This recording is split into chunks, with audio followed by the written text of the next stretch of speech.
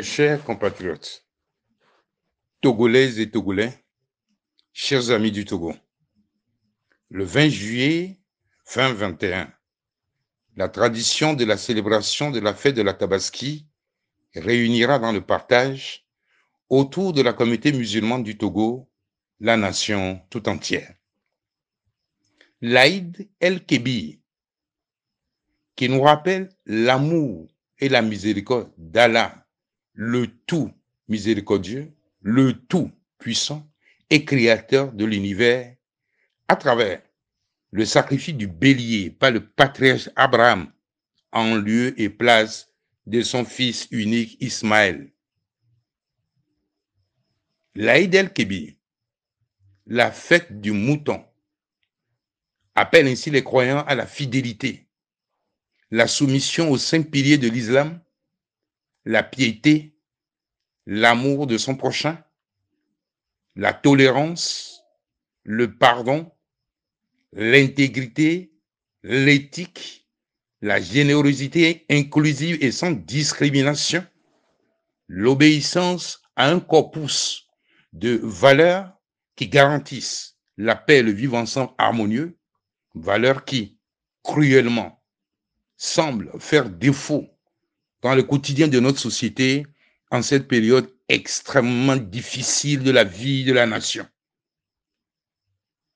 Cette édition 2021, comme la précédente, va se dérouler dans un contexte politique et socio-économique tendu où certains leaders, au mépris des valeurs de vérité, de justice, de la morale républicaine et de la sacralité de la vie, ont refusé de faire droit au peuple togolais en perpétuant cyniquement un régime dictatorial cinquantenaire, objet de leur combat depuis 3 décennies, dans le déni autiste du choix populaire massif et souverain de l'alternance réalisée le 22 février 2020.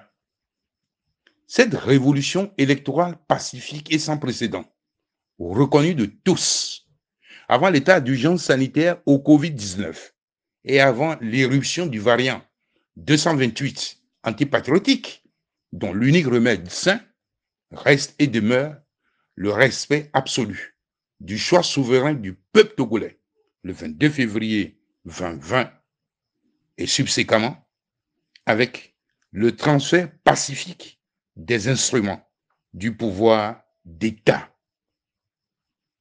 L'exacerbation sans précédent actuelle de la situation relève du déni de la grave crise politique que traverse le Togo et qui plonge les Togolaises et les Togolais dans une crise sociale indicible en raison de l'autisme et de la cécité du pouvoir sortant naufragé sur tous les fronts et dont la bataille remonte à un demi-siècle. Mes chers compatriotes, Togolaises et Togolais, chers amis du Togo, les forces de défense et de sécurité, garantes de notre protection collective et de l'indépendance de notre pays, ont pour vocation première la défense de la nation. Et elles demeurent apolitiques. Comment peuvent-elles accepter des ordres qui méprisent la sacralité du vote des Togolais, venant d'un candidat sévèrement battu dans les urnes, fut-il président sortant, pour aller assiéger le domicile de l'élu de la nation et y commettre des voies de fait sur ses habitants et brutaliser ses soutiens, souillant ainsi la République. Leur allégeance républicaine au drapeau national interdit tout parti pris et leur impose le respect du choix souverain du peuple togolais.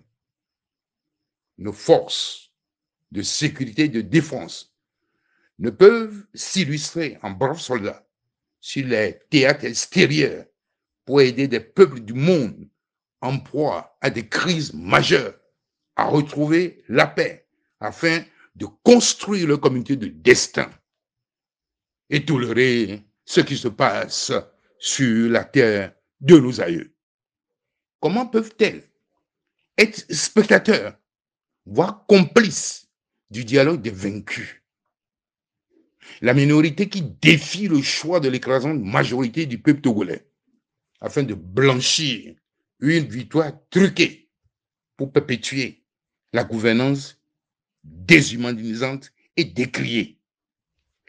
Êtes-vous soldat à la solde de Fogna Singbe, au point qui me fait dire par son mini-dominici, au moment où il cherchait à conclure un marché gré à gré sur le dos du peuple togolais, qu'il a volé la victoire du peuple.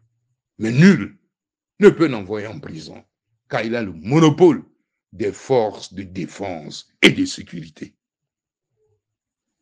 Nos forces de défense et de sécurité n'ont plus le droit de trahir le peuple togolais. Contrairement à vous, Fogna Singbe dispose d'une panoplie d'immunité et vous expose sans le moindre souci à la misère ambiante nationale et à la redevabilité devant l'histoire. Le Togo est arrivé à un point de non-retour et la déshumanisation de ses enfants ne peut plus prospérer. L'histoire attend chacun de nous pour un ultime jugement et chacun doit, ici et maintenant, prendre ses responsabilités. En cela, je salue l'engagement résolu et inlassable de la communauté musulmane du Togo. Mes chers compatriotes, Togolaises et Togolais, chers amis du Togo, comment moins de 30% de l'électorat peuvent-ils se mettre en conclave, dépourvus de toute légitimité, pour décider et engager la responsabilité de tout un peuple au mépris du choix souverain bafoué? Comment peut-on prendre au sérieux nos institutions impliquées dans le processus électoral quand la CENI publie des résultats autres que ceux issus des urnes dans la précipitation, tel un resquieur au mépris de la loi, et déclare sans vergogne que près de 2 millions d'électeurs et d'électrices ont voté pour Fogna Singbe après le naufrage de son troisième mandat, estampillé mandat social, dont les résultats sont plus que catastrophiques? Comment la Cour constitutionnelle peut-elle soutenir que le taux de participation à cette élection est de 92,28% et fait un tour de magie pour trouver que le nombre de bulletins nuls se chiffre à 963 413? Une curiosité qui nous serait échappée à tout esprit libre, alors que la CENI, dans son bidouillage, avait annoncé respectivement 76 63% pour le taux de participation et 89 729 pour le nombre de bulletins nuls. Même un élève de la classe de 3e ferait preuve d'une meilleure cohérence et un bon sens pour se protéger du ridicule. Quel diplomate sérieux en poste au Togo pourrait recommander à son pays de saluer une fausse victoire arrachée au prix de 1000 contorsions par l'usurpateur et dans la violence? Si les gens avaient une once de dignité, ils ne se livreraient aucunement à ce commerce qui obère notre dignité nationale et celle de la communauté internationale.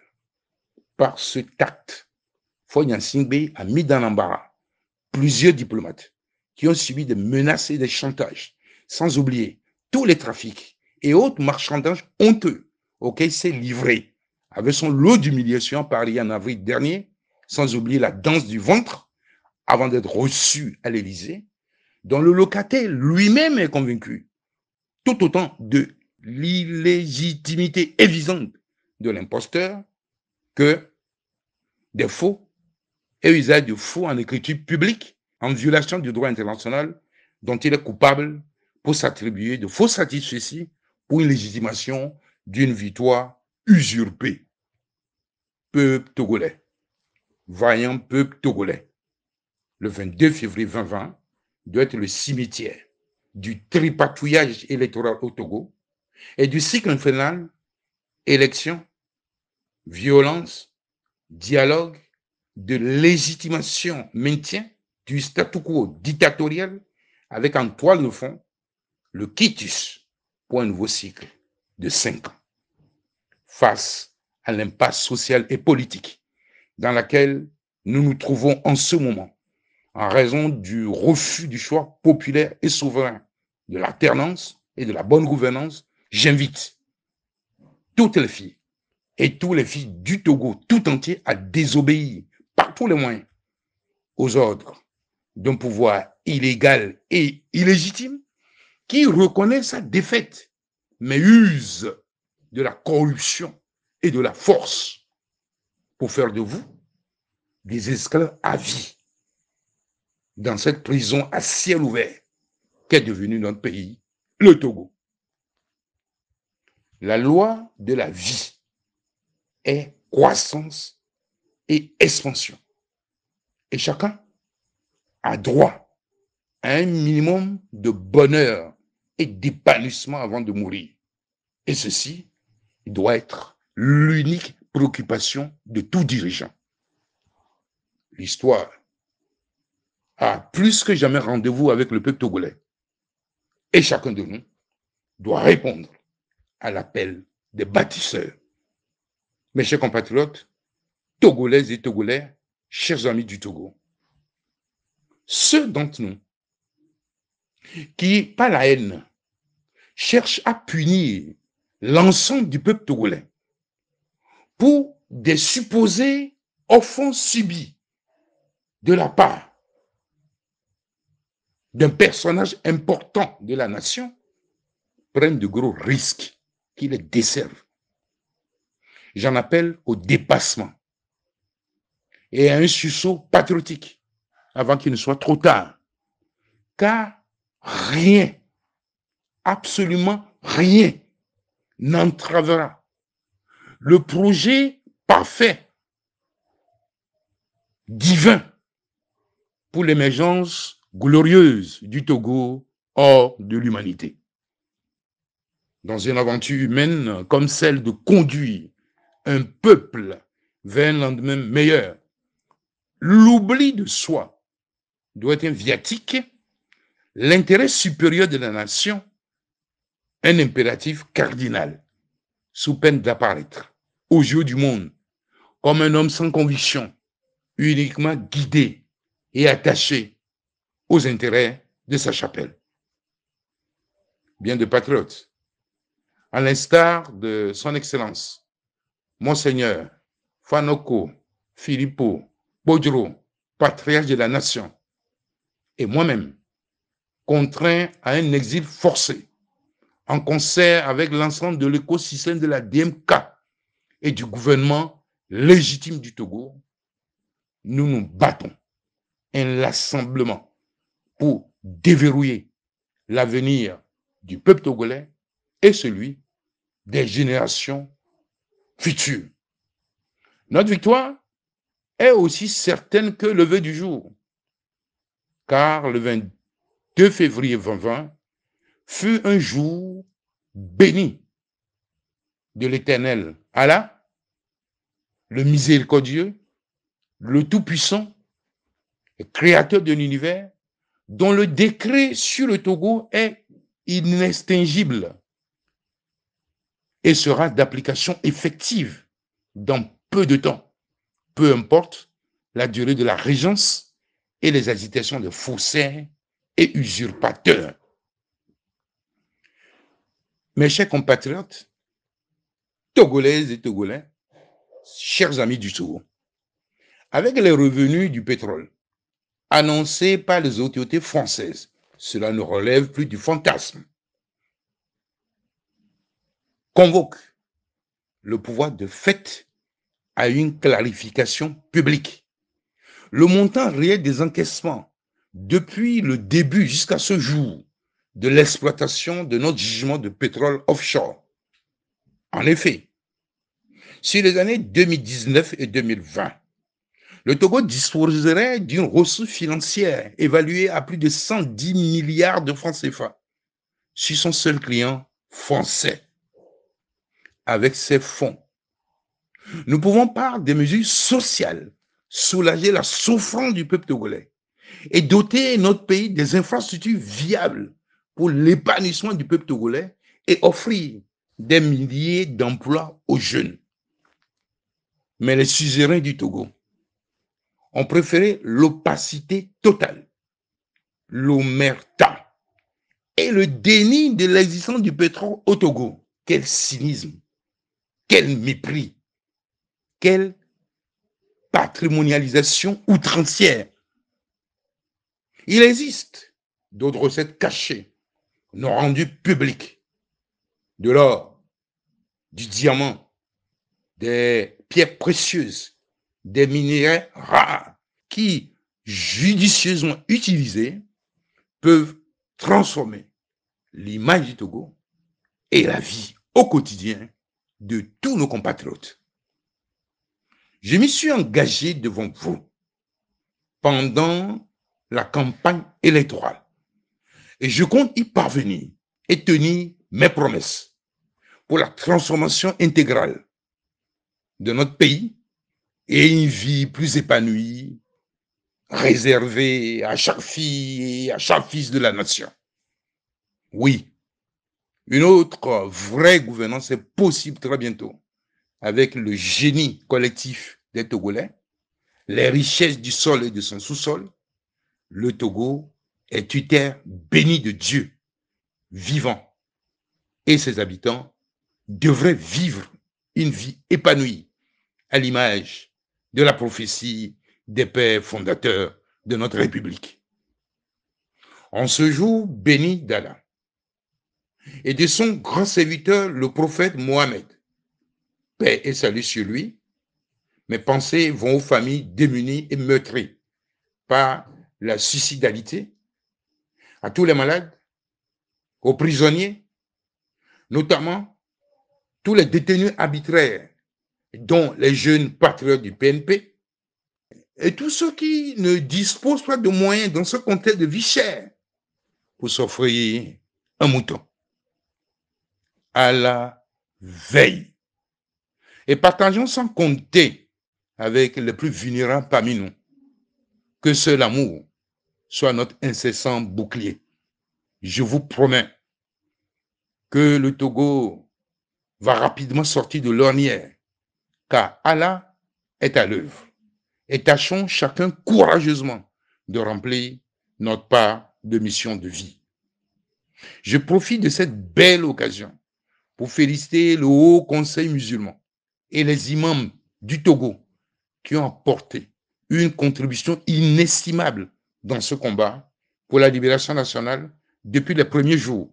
Et je les exhorte à la récitation des sourates indiquées dans la croisade nationale pour implorer le concours de Dieu dans cette bataille pour la vérité, pour la justice et la libération nationale tous les vendredis après la prière de la Djouma. Toutes les autres confessions religieuses, chacune en ce qui la concerne, sont donc invitées à prier pour le Togo, la terre de nos aïeux. Très belle fête de l'Aïd El-Kébir. Vive l'intégrité, vive l'éthique, vive l'amour, vive la liberté, vive la République.